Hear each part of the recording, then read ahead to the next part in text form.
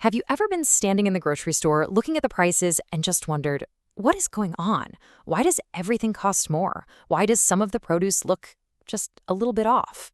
Well, no, you are not imagining it. There's a really complex story unfolding behind every single price tag. You could call it a perfect storm, and it's brewing in our global food system. So let's dig in and break down what's really happening. Just listen to that number for a second. 2.5 million pounds of blueberries. That is a staggering amount of food from just one farm. And the crazy part is, this isn't some rare event. It's a snapshot of a huge crisis that's happening right now. Perfectly good food is being grown and then just lost.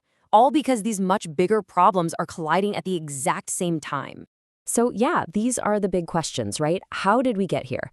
And maybe more importantly, what does all of this mean for the food that actually ends up on our plates?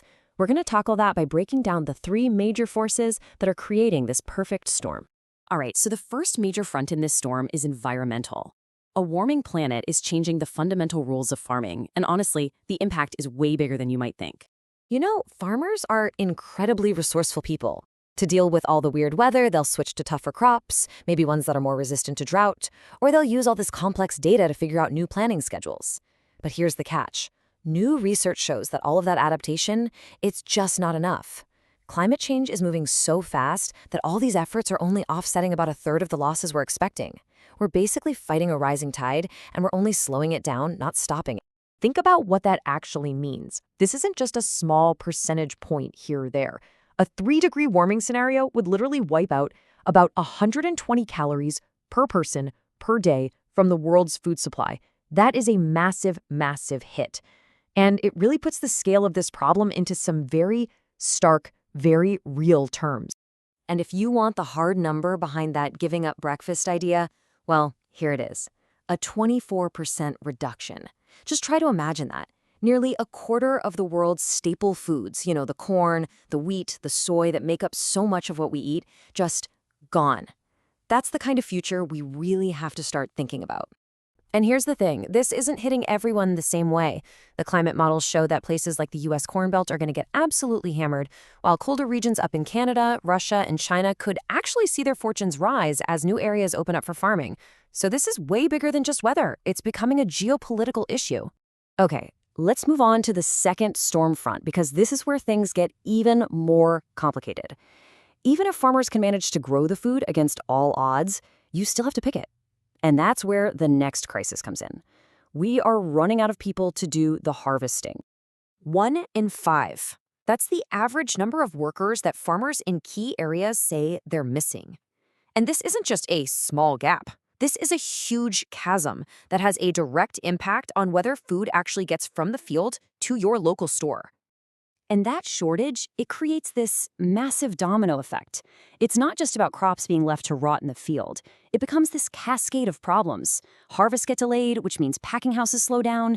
The food that does get to the market often isn't as good, and that ultimately means farmers get paid less for all their hard work. So where did all the workers go? Well, it's a complicated mix of things. You've got tougher immigration policies, you've got an experienced workforce that's retiring with nobody to replace them, and you've got disruptions from the pandemic that threw a wrench in traditional migration patterns. It's all combined to create this critical shortage. And here's where it hits you right at home, your grocery bill. Economic models show a super clear link here. When farmers have to compete for fewer workers, their labor costs shoot up. And that cost, it gets passed on to us, the consumers. We're talking about an estimated $3.4 billion in extra food costs. So on top of a changing planet and a labor crisis, there's a third storm front brewing: global politics. Things like retaliatory tariffs and trade disputes are closing off huge markets that American farmers have spent decades, generations even, building up. You see, when countries get into these big trade disputes, agriculture often becomes the first target.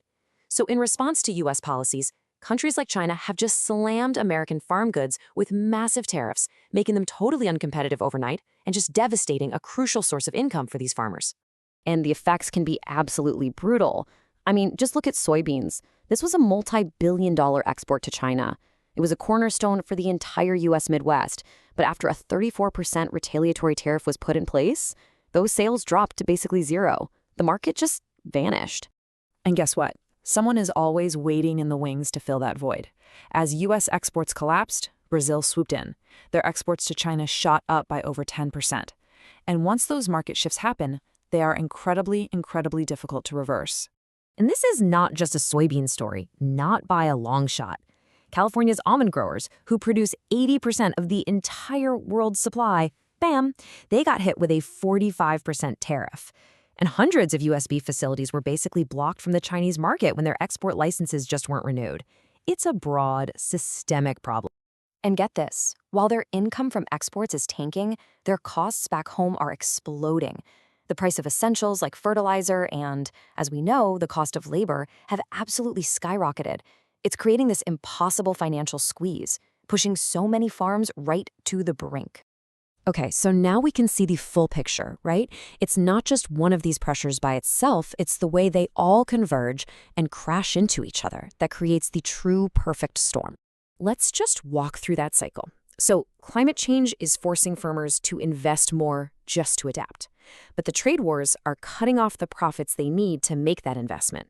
Then, even if a farmer manages to grow a great crop, the labor shortage means it might just rot in the field, all while their basic costs are going through the roof. See, each problem just makes the others so much worse. And this really gets to the core of it. Our entire agricultural system, the way we've done things for generations, was built on a few basic assumptions: a stable climate, reliable labor, and predictable global trade. All of those pillars are now shaking, and it's threatening to undo decades of American leadership in producing food for the world. So this is the question we're all left with. We built this incredibly efficient system for a stable, predictable world, but we don't live in that world anymore. The storm is here, and whether our food system can actually weather it, well, that's one of the most critical challenges we're all facing right now.